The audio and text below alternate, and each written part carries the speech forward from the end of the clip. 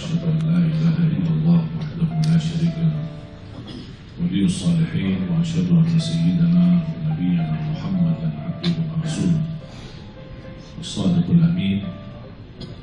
اللهم صل وسلم وبارك على سيدنا محمد وعلى آله وصحبه ومن تبعهم بإحسان إلى يوم الدين.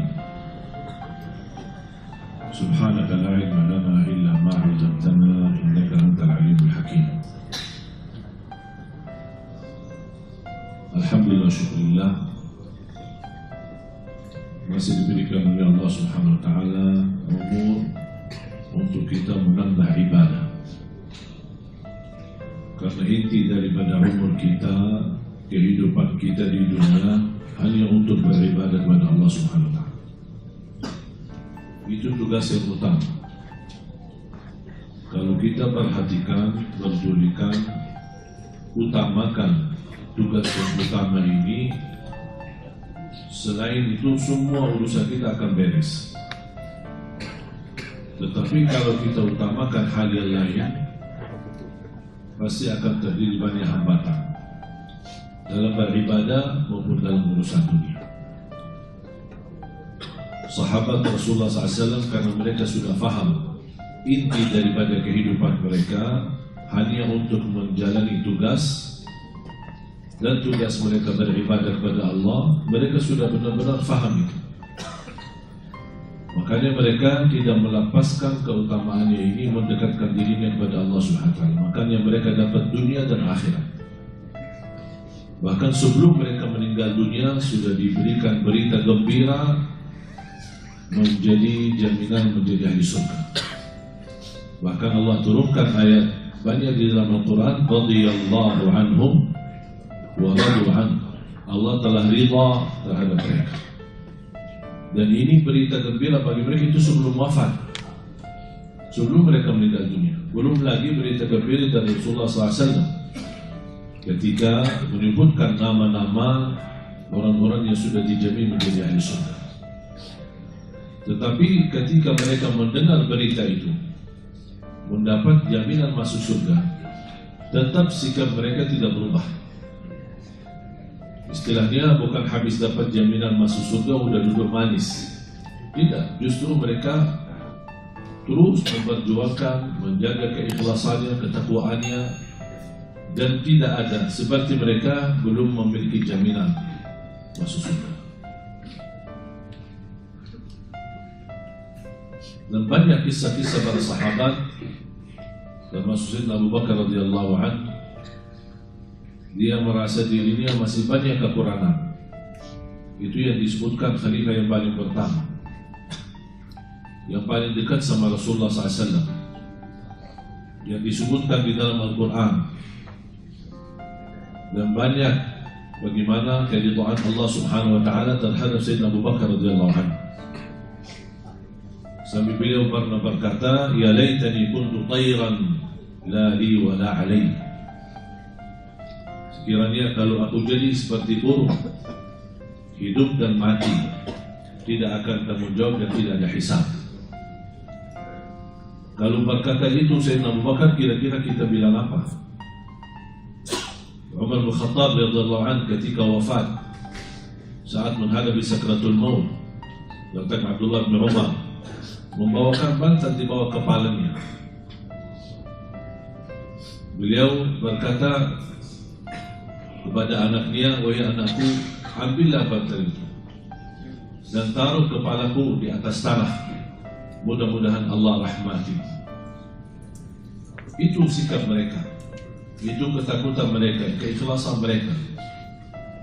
Imam Ahmad Hanbali ketika disuruh sama anaknya, habis melihat perjuangan bapaknya luar biasa, ulama menjadi ahli hadis dan ulama imam ahli sunnah, imam ni dari para ahli sunnah wal jamaah, Imam Ahmad Hanbali.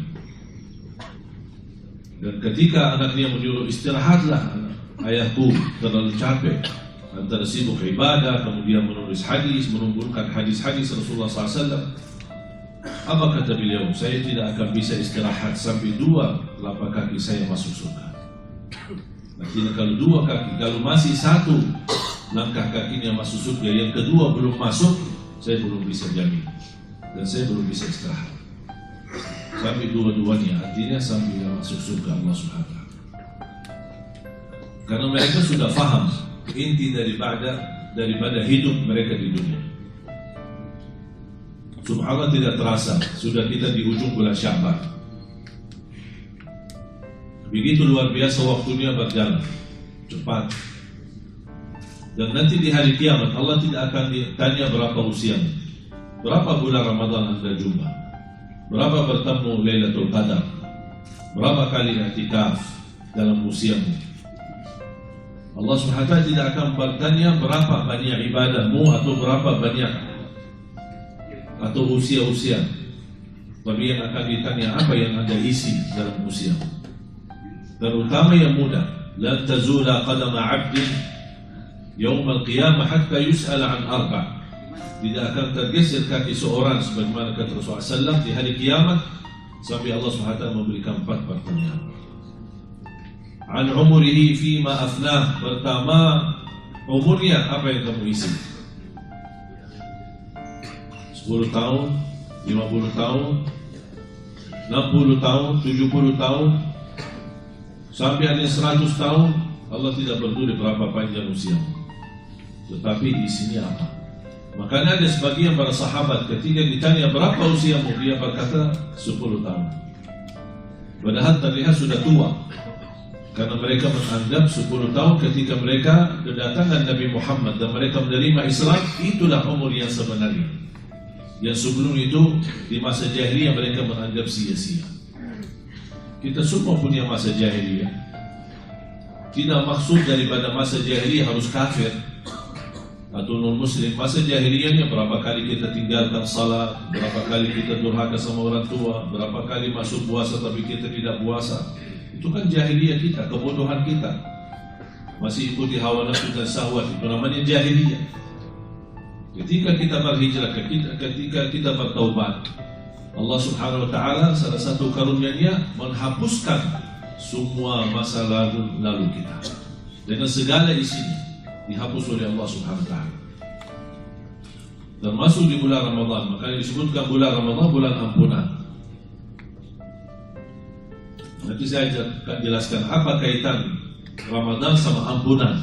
Kenapa Ramadan menjadi bulan ampunan? Diambil dari makna Ramadan.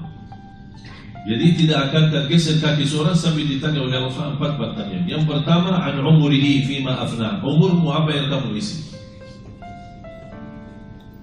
Wa an syababihi fima ablah, lebih didetail lagi usia mudamu, apa yang kamu lakukan? Padahal usia muda itu termasuk sebagian dari umur kan? Tapi kenapa ditanya lagi? Sudah ditanya soal umur, ditanya lagi soal usia muda. Karena di usia muda yang saya mengambil dari beberapa ayat dan hadis Rasulullah SAW, kesimpulannya seorang pemuda yang taat lebih mulia di sisi Allah daripada yang tua yang taat. Ini sama-sama taat kan? Tapi di sisi Allah lebih muda yang usia muda taat istiqamah jauh lebih mulia dan agung di sisi Allah daripada yang tua yang taat. Kenapa? Karena godaan yang muda itu jauh lebih besar daripada yang tua. Kalau sudah tua, apa yang mau digoda? Tapi dia menghadapi godaan hawa nafsunya, syahwat yang begitu tinggi, terpengaruh dengan lingkungan, tapi dia mampu menghadapi semuanya dan dia tetap istiqomah dalam bertaat kepada Allah. Makanya disebutkan salah satu dari 7 orang yang di bawah naungan Allah Subhanahu wa ta'ala, disebutkan wasyabun nasya'a fi ta'atillah, seorang pemuda yang bisa mencegah diri dalam taat kepada Allah Subhanahu. Disebutkan sampai dia memiliki keistimewaan di hari kiamat di bawah naungan Allah Subhanahu wa ta'ala hari kiamat. Semuanya di hari kiamat kena matahari, begitu panas dan keringat. Dan keringatnya kalau kita di dunia dari atas ke bawah, kalau di akhirat kebalik. Keringatnya bukan turun tapi naik dari kaki sampai ke atas. Seberapa banyak dosa kita semakin naik. Sampai ada orang yang tenggelam dalam keringatnya sendiri. Nauzubillah min dzalik.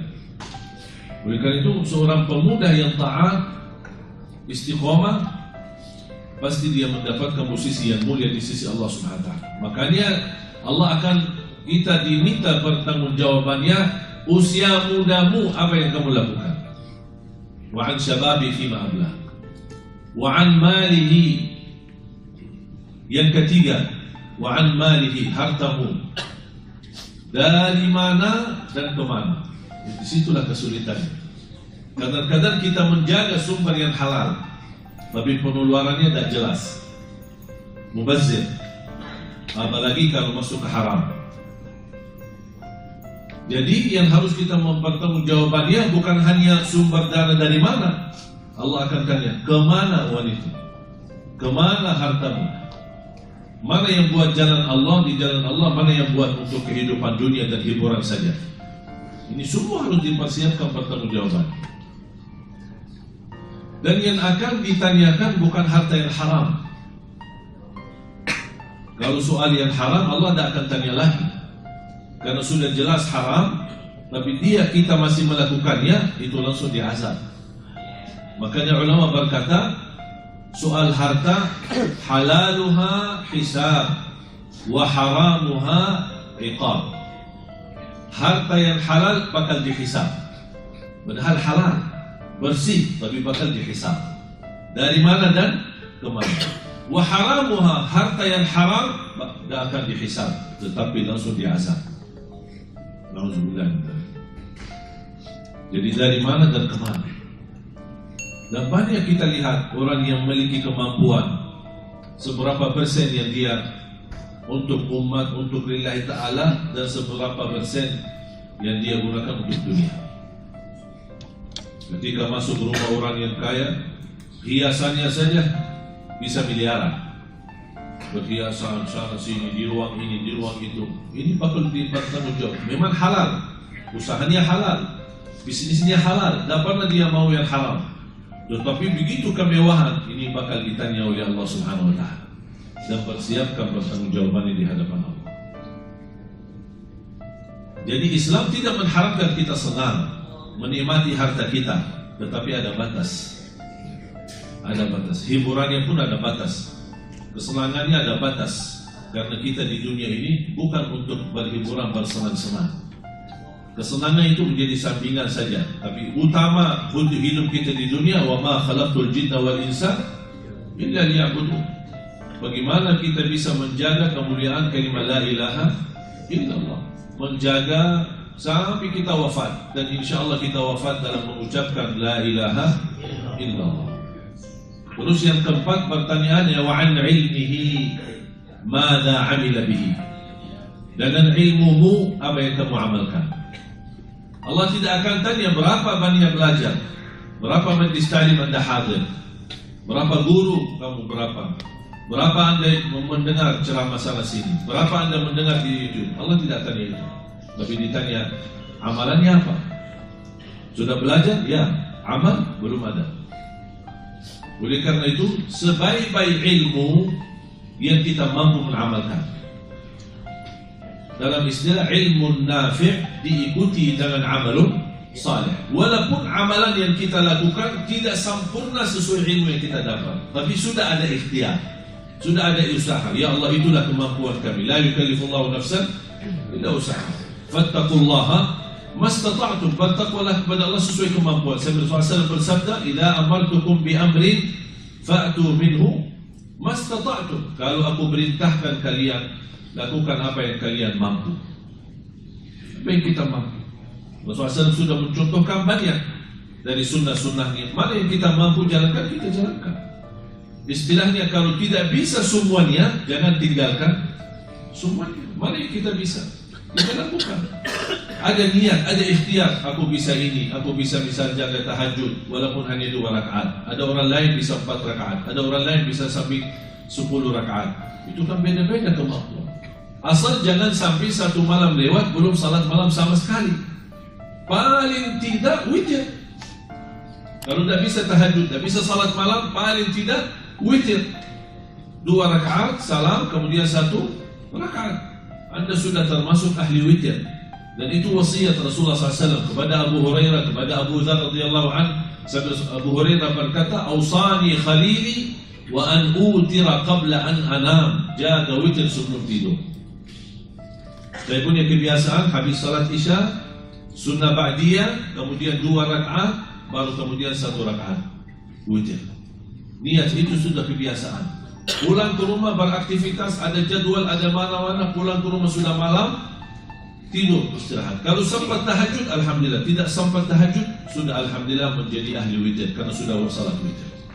Kalau sempat tahajud, sesudah tidur, sebelum azan subuh, boleh anda tahajud tapi tidak boleh witir lagi karena sudah witir duluan.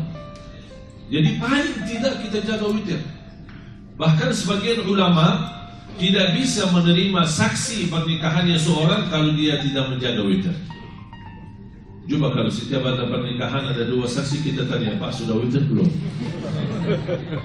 Jangankan witir, salat jamaahnya kadang-kadang orang. Saya pernah hadir di salah satu acara pernikahan di Madinah, dan yang memimpin acara seorang ulama yang macam kantor KUA kalau di sana. Terus ada 2 saksi dari pihak keluarga. Ditanya, untuk salat di masjid berjamaah tidak? Ya kadang-kadang, oh maaf saya tidak terima saksi. Jadi orang yang salat jamaah di masjid.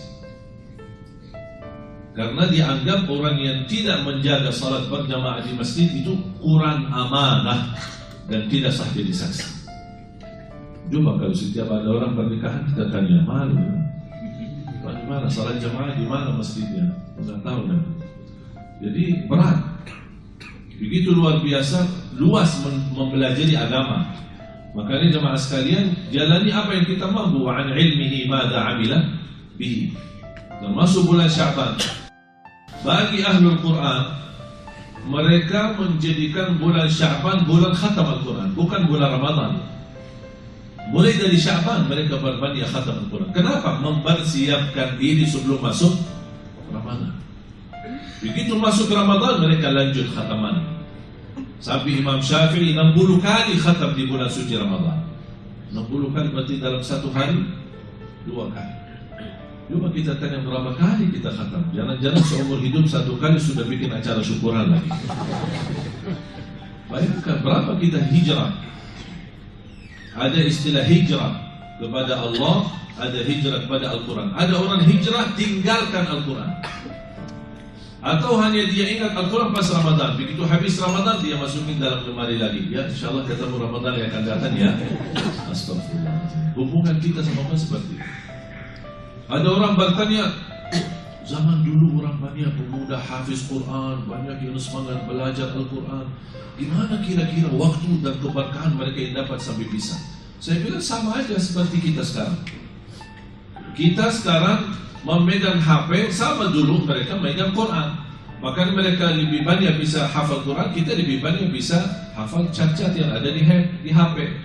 Kita tidur bawa handphone, awal bangun tidur megang handphone, masuk WC bawa HP, kemana-mana bawa HP. Kita bisa cat berjam-jam tidak pernah bosan, tidak ada merasa ngantuk. Tapi begitu mulai baca baru auzubillah. Begitu berat. Tapi sama HP kita berjam-jam tidak masalah. Dan bahkan kita mampu pesan menerima atau membalas semua pesan-pesan yang ada di HP kita. Padahal Al-Quran juga pesan-pesan dari Allah, apa yang kita jawab. Allah kirimkan pesan itu dalam Al-Quran.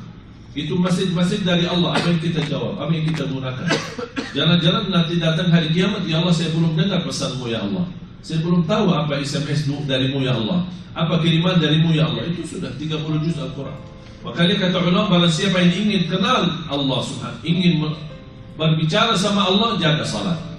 Barang siapa yang ingin mendengar Allah berbicara, bacalah Al-Quran. Allah bicara sama kita. Apalagi kalau setiap kita baca Al-Quran, kita sendiri merasakannya, itu pesan untuk saya. Ya ayyuhalladzina amanu, yang dimaksud saya. Perintah, Allah perintahkan saya. Ada larangan, Allah ingatkan saya. Kalau Allah bahas soal orang munafik, jangan-jangan yang dimaksud saya. Kita membaca Al-Quran seperti ini agar kita semua isi Al-Quran menjadi pelajaran buat kita. Dan ketika Rasulullah SAW salat,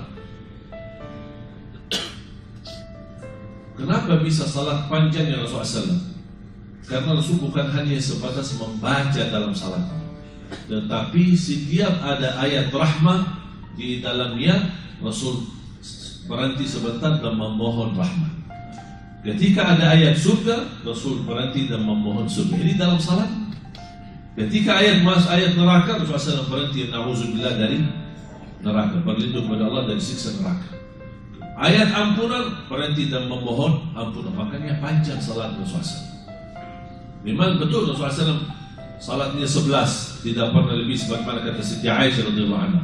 Tapi tanya bagaimana cara 11 Rasulullah SAW. Jangan yang diributkan jumlahnya, setiap tahun kita ribut tarawih 11 atau 23. Tapi yang ditanya caranya itu tidak dibahas. Padahal cara Rasulullah SAW salat sampai 1 rakaat aja bisa mencapai 700 ayat. Makanya sampai bengkak kakinya. Dan insya Allah saya yakin kalau kita menjalani sunnah Nabi SAW seperti ini, insya Allah tidak ada yang salat di belakang kita. Siapa yang mampu tahan sampai 700 ayat? Oleh karena itu jamaah sekalian, itulah kembali fattaqullaha mastata'tum, jalannya sesuai kemampuan kita. Fattaqullaha, bukan masalah jumlahnya tapi isinya.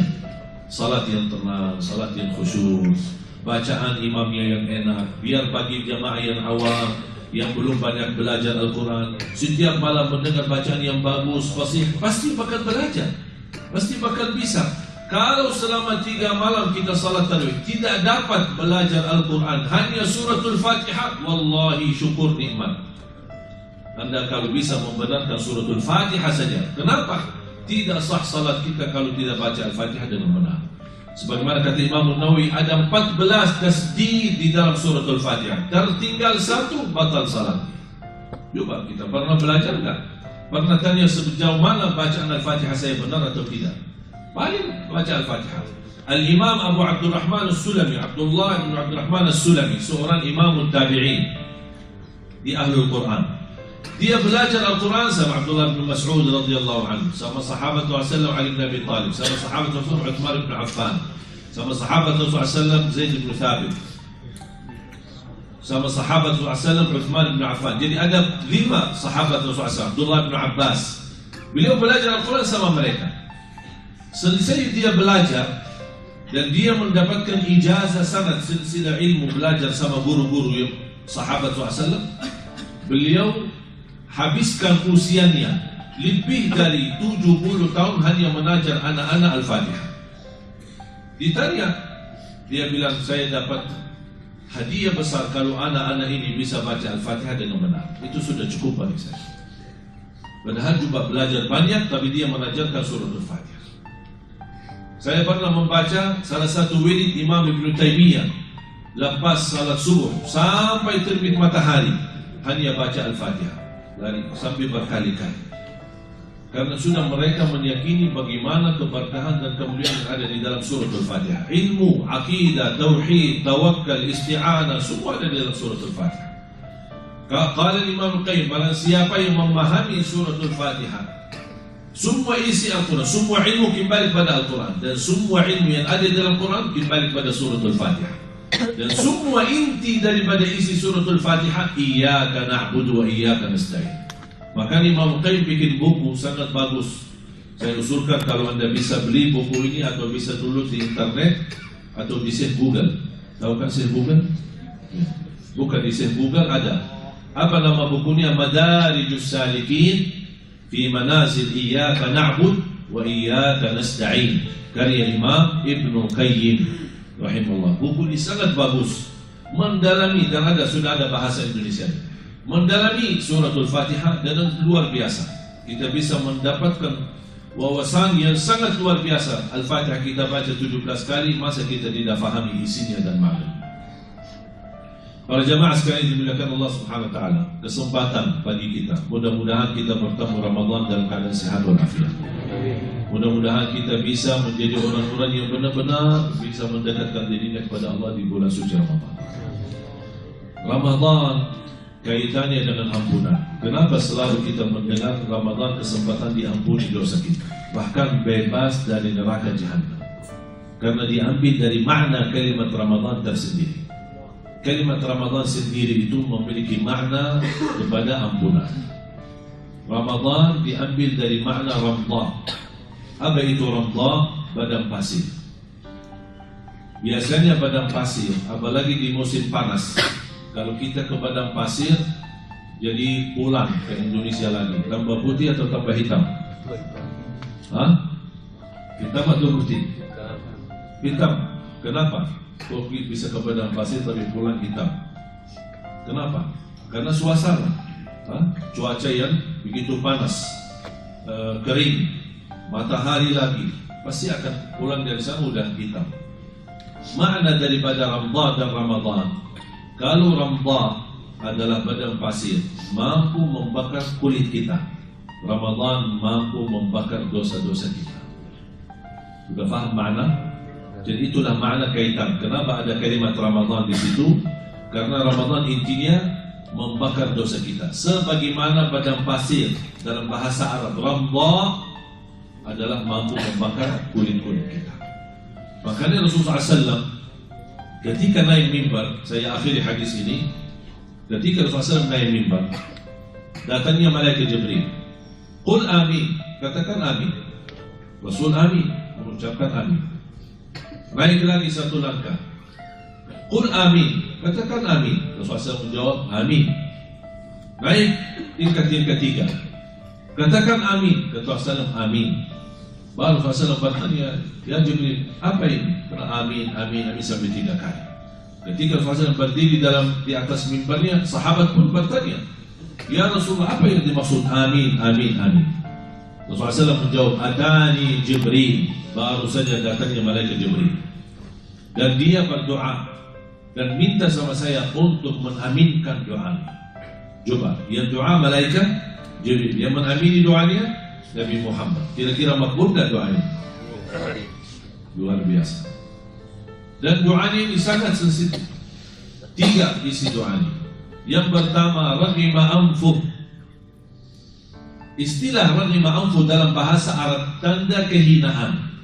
Jadi kalau ada orang mau di masa jahiliyah sampai berlaku sampai ke masa Rasulullah SAW, ketika ada orang menghina seorang lain, dia berkata raghima anfuk. Apa itu raghima anfuk? Anfuk itu bahasa Arab hidung. Jadi seolah-olah hidungmu tercampur dengan tanah dan pasir. Itu tanda kehinaan. Maka malaikat Jibril berkata, raghima anfuk, fantas dihina oleh Allah. Kalau saya artikan, fantas dihina oleh Allah SWT. Man adraka Ramadan walam yughfar lah. Fantas dihina oleh Allah, yang bertemu Ramadan tapi tidak diampuni Allah. Nabi Muhammad berkata amin. Makanya fantas. Doa malaikat Jibril, dihina oleh Allah yang bertemu Ramadan tapi tidak diampuni. Kalau tidak diampuni di bulan Ramadan, kira-kira kapan diampuni lagi? Ramadan bulan ampunan, rahmat, bebas dari neraka, tapi dia tidak dapat apa-apa sama sekali. Apa sebabnya? Karena dia orang yang lalai di bulan Ramadan. Kalau di bulan Ramadan aja bisa lalai, kira-kira gimana bulan-bulan yang lain? Makanya fantas dihina oleh Allah Subhanahu wa taala. Nauzubillah.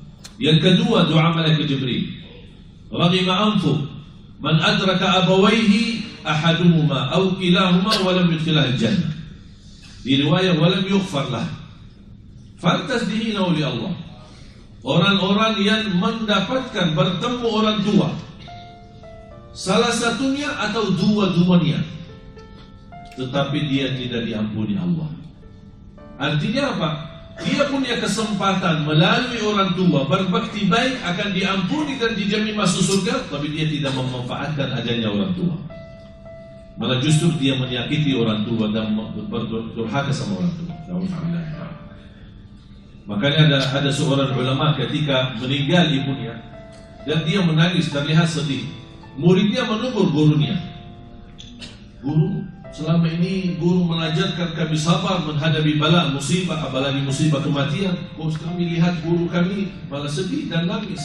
Apa kata beliau? Saya bukan nangis karena ibu saya meninggal, tapi saya menangis karena baru pintu surga tertutup.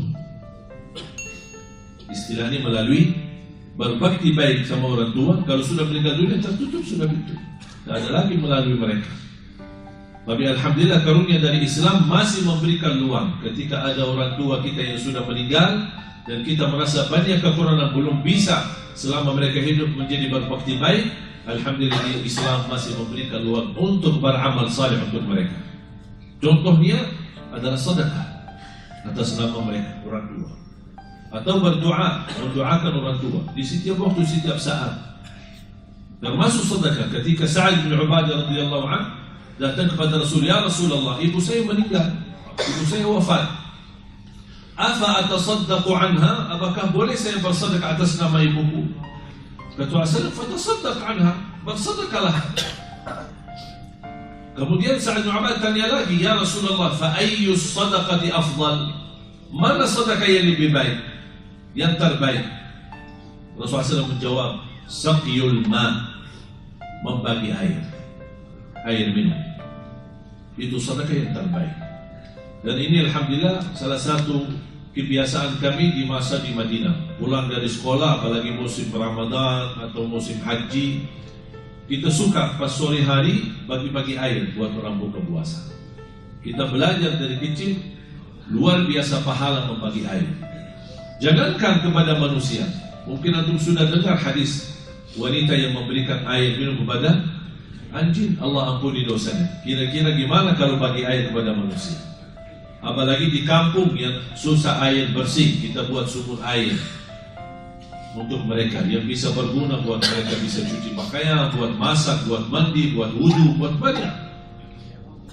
Alhamdulillah karunia dari Allah, kami telah membangun lebih dari 200-an sumur air di Indonesia. Dan alhamdulillah sangat bermanfaat di kampung-kampung, di desa-desa yang kesulitan air bersih. Dan itu Rasulullah SAW bersabda, saqiyul ma, membagi air. Itu menjadi keberkahan yang luar biasa manfaat. Dan nawaitu, pahala itu untuk orang tua. Dan boleh anda setiap beramal salih, boleh diniatkan untuk orang tua. Atau bisa berdoa, ya Allah, aku mohon titipkan pahala amalan ini untuk orang tua saya. Termasuk misalnya anda baca Al-Quran, selesai baca Al-Quran, boleh anda berdoa, ya Allah mohon titipkan bacaan saya untuk orang tua. Itu yang saya mendengar fatwa dari Syekh Abdullah bin Mani, salah satu anggota fatwa di Majlis Ulama Arab Saudi. Beliau berkata, ketika ditanya apakah bermanfaat kita kirimkan amalan-amalan untuk orang yang sudah wafat, ya sebagaimana yang berlaku di Indonesia, misal baca yasin, baca tahlil, baca niatnya, apapun isi amalannya, intinya untuk orang yang sudah wafat. Apakah itu boleh atau tidak? Beliau menyebutkan panjang lebar perbedaan pendapat dan masing-masing memiliki dasar. Kesimpulannya, kata beliau, supaya anda keluar dari perbedaan itu, anda selesai amalannya berdoa, ya Allah aku mohon titipkan pahala bacaanku amalan ini untuk orang tuaku. Dan soal doa untuk orang mayit tidak ada khilaf, sudah disepakati boleh dan bermanfaat. Dan kita selalu baca dalam salat jenazah kita, Allahumma ighfir lahu warham, Allahumma ighfir lil muslimina wal muslimat, yang kita kenal maupun yang tidak kenal. Allahumma ighfir lil muslimina wal muslimat wal mu'minina al-ahya'i minhum wal amwat. Berarti soal doa kita bebas mendoakan orang yang hidup maupun yang sudah wafat, ada hubungan keluarga maupun tidak ada hubungan keluarga. Lebih bermanfaat sebagaimana Rasulullah SAW bersabda, awaladin salihin yad'u lahu, atau anak yang salih yang mendoakan. Rasul sebut kata doa, makanya muncul berbeda pendapat antara ulama. Oh, kalau doa sudah diizinkan oleh Rasul dari anak untuk orang tua, selain doa tidak boleh. Paham? Selain doa tidak boleh. Itu yang membuat perbedaan pendapat. Ada yang berkata bid'ah, ada yang berkata boleh. Tapi ada supaya keluar dari perbedaan itu, begitu anda mengamalkan, misal sedekah, ya Allah aku mohon titipkan sedekah ini, pahala sedekah ini untuk orang tua. Berarti anda tidak menitipkan sedekahnya, tapi anda berdoa memohon pahala sedekah ini untuk orang tua, supaya keluar dari perbedaan itu. Dan itu masalah panjang lebar. Saya sudah membaca sekian buku luar biasa. Kalau kita mendalami perbedaan itu, masalah apakah boleh tidak untuk beramal, memberikan amalan-amalan untuk orang yang sudah wafat, seperti contohnya baca Quran, seperti contohnya zikir, untuk niatnya untuk orang yang sudah meninggal. Ini sangat sensitif masalah ini karena perbedaan yang luar biasa di antara ulama. Tidak ada sepakatan tidak boleh sama sekali, dan tidak ada sepakatan boleh semuanya. Makanya keluar dari perbedaan itu kita kembali kepada doa Nabi Muhammad SAW, bagaimana anak yang saleh yang mendoakan. Atau contoh hadis Sa'ad bin Ubadah, sedekah. Ketika ada orang berkata, ya Rasulullah, ibu saya meninggal, apakah saya boleh bersedekah? Berarti ada izin dari Rasul, kita boleh bersedekah. Salah satu amalan yang saya sampaikan kepada jamaah, sedekah subuh.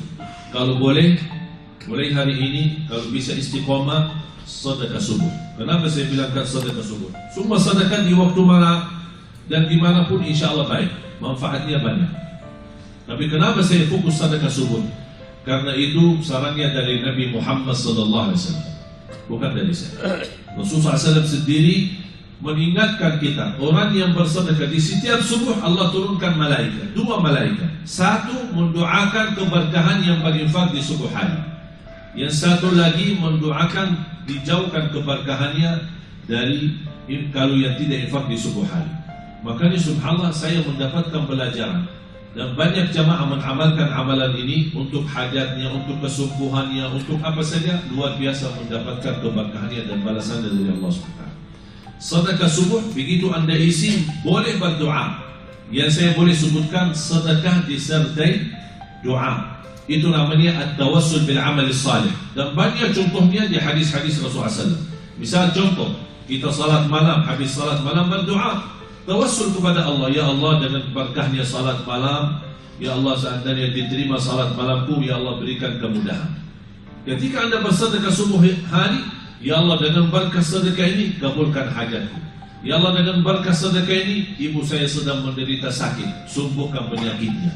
Ya Allah dengan berkah sedekah ini, saya sedang melamar kerjaan, ya Allah jadikan ini kemudahan bagi saya. Ya Allah dengan berkah sedekah ini, ya Allah berikan kemudahan jodoh. Saya mencintai seorang dan saya jatuh cinta, saya ingin ya Allah menjudi atau melamar dia, ya Allah berikan kemudahan dan jalan yang baik. Ya, semua ketika bersedekah disertai doa. Sedekah subuh maupun di sedekah di waktu-waktu lain. Seperti kebiasaan ada orang yang sedekah di kota amal, di masjid, di majlis ta'lim atau di hari Jumat. Intinya jangan lupa berdoa. Tawassul kepada Allah dengan doa, namanya tawassul bil amalis salih. Tawassul dengan amal salih. Sebagaimana yang kita baca di hadis-hadis yang 3 orang masuk dalam gua yang tertutup, mereka berdoa kepada Allah dengan amalan mereka masing-masing sampai mereka diselamatkan oleh Allah Subhanahu wa ta'ala. Dan sedekah subuh tidak harus susah mencari anak yatim dan miskin. Mungkin kalau subuh hari susah menemukan anak yatim atau miskin, anda bikin, mulai hari ini bikin kotak amal, simpan di rumah atau kaling atau apa saja, simpan di rumah.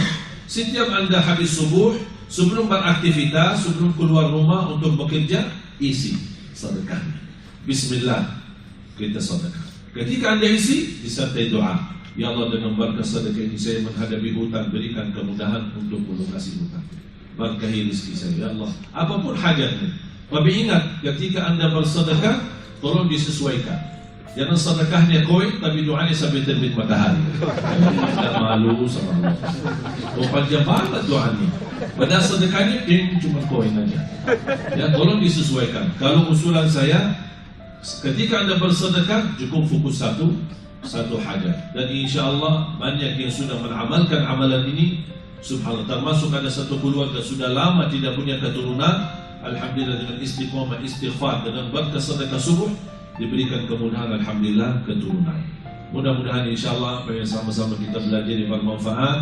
Mudah-mudahan menjadi ahli Al-Quran, para pencinta Al-Quran, diberikan kemudahan menjadi penghafal Al-Quran, berakhlak-akhlakul Quran di bulan suci Ramadan. Mudah-mudahan kita semua mendapatkan, diberikan keridhaan Allah Subhanahu wa ta'ala, dan dirubahkan nasib kita. Kalau tertulis nama kita dari menjadi ahli neraka, mudah-mudahan dengan adanya bulan Ramadan, insya Allah berubah nasib kita menjadi ahli surga. dan dibebaskan oleh Allah dari siksa neraka Jahannam.